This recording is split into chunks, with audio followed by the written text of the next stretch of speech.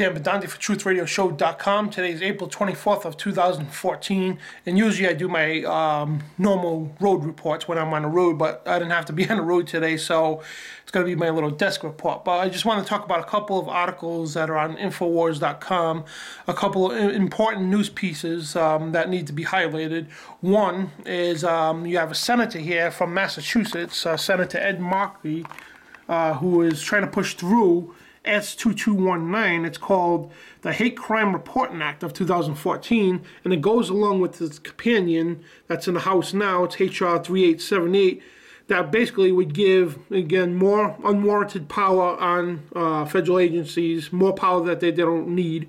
And basically, it's the articles here: Hate Crime Reporting Act as dangerous threat to free speech, and this is on Infowars.com by Paul Joseph Watson. This is today's article, and basically what this is trying to do is, they're saying it's about hate crimes. You know, the thing is, where does hate crime stop with these people? Now, I could understand, like, or see if they talk about using racial terms, threatening people and such with different things, but that's not where they're going. They're going after to say, hey, you know, you can't question the president, whether he's white or black. You can't question him or you're a racist. I mean, it's going on now with Obama. Even black people are getting in trouble for questioning the president and being called racist, even though they're black too. But it's nothing to do with being black or white. But these people, they use any edge they can to go after your freedom of speech. I mean, right here in the Constitution, it says we have freedom of speech. But the thing is, with these bills, S2219 and HR 3878, they think they can make this into a law. But with these criminals, with this scumbag here doesn't understand, this Democrat from Massachusetts, Ed Markey, the senator there, what he doesn't understand, the Constitution makes it very clear. Even if those bills do become law, the Constitution states that those laws are null and void if it's repugnant to the Constitution, and the Constitution trumps all laws. It trumps it. And but the thing is, we need to put a stop to that, and I'm going to try to get out to Massachusetts, because that's only about actually 10 minutes away from here. Boston's about 45 minutes away from where I live, and I'm going to try to get out and confront this guy. And basically, who the hell does he think he is? To say, hey, you know, First Amendment's going to be restricted.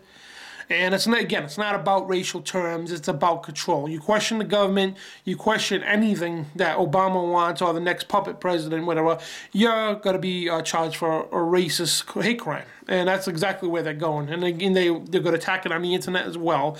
They just want to abolish the whole Constitution altogether. And another important news piece I want to talk about, this is very vital, that this is why these things need to be highlighted. They're on news sources like Infowars and such, but they need to be highlighted for reasons. And this reason here is because there's another, just another chip away at the Constitution. They're trying to take our Constitution and flush it down the toilet. And another article here, first solar eclipse of 2014 will transform the sun into a ring of fire. This is reported by the Huffington Post, Jeff Gautry. This is today's article. Basically, they're saying the sun will look like a ring of fire above some report parts of the world next Tuesday, April 29th, during a solar eclipse, but most people around the world won't get a chance to see it. And basically what they're saying, and why I'm pointing this out for, because yeah, this is a great astronomical event to see, if you can see it, but the more significant case why I'm pointing this out for, well, this is what it will look like. A ring of fire. Now, anybody in the occult or the Illuminati know how important to them is a ring of fire. That's where the ring comes from, eternity. That's what it means, eternity. It also represents the Ouroboros. This is what Ouroboros is called, a ring of fire. And the occult Ouroboros, okay, represents the serpent or dragon biting its own tail. And it goes around and around nonstop. It represents eternity. That's where the pagan ritual of having a wedding ring came from. And because anybody who used to get married years ago, especially in biblical days, whatever, never used wedding rings. Wedding rings didn't come along until, you know, the pagans pushed it because it symbolizes eternity, which goes back to the occult, is the Ouroboros, the dragon or the serpent biting its own tail. I should have brought up pictures of that, but, you know, I mean, I hope you could understand the point. You got a serpent or a dragon, you know, biting its own tail that's in a circle. That's where this originates from. And why this is important, this date here, which will be April 29th, during the solar eclipse. Why this is important here, because you need to understand and be aware that everything that happens with astronomical dates and events all are to do with either biblical or Illuminati events. And speaking of Illuminati, right on the satanic chart here, April 26th through May 1st, and the date happens on the 29th, but it's part of the same festival here. It's called the Grand Climax Festival. This is a satanic chart list of satanic holidays. And now I just want to remind you, everything in the occult is to do with sexuality. It's all sexuality. It's all about sacrifice and sexuality. That's what it's all about. And it's part of the Grand Climax holiday, which is it's a festival that lasts for 5-6 days here, up until May 1st. And it's a Demore festival. And you can see the other ones has blood. It's a type of festival here. And it's a Demore, and the usage here, and you can see it gets very detailed sexually. It's oral, anal, vaginal, corpus debauchee, and it's they use victims. This is the ages they use for these sacrifices or rituals. They use females for this particular festival here, I should say. In Grand Climax, they use ages 1 year old to 25-year-old females in these rituals, and most likely it's always with a young child, and that's what they use in these festivals. And what this has to do with it is a lot, because again, all these things happen on either satanic holidays or some kind of Jewish holiday or whatever. All these certain astronomical events, and it's very important to be aware of.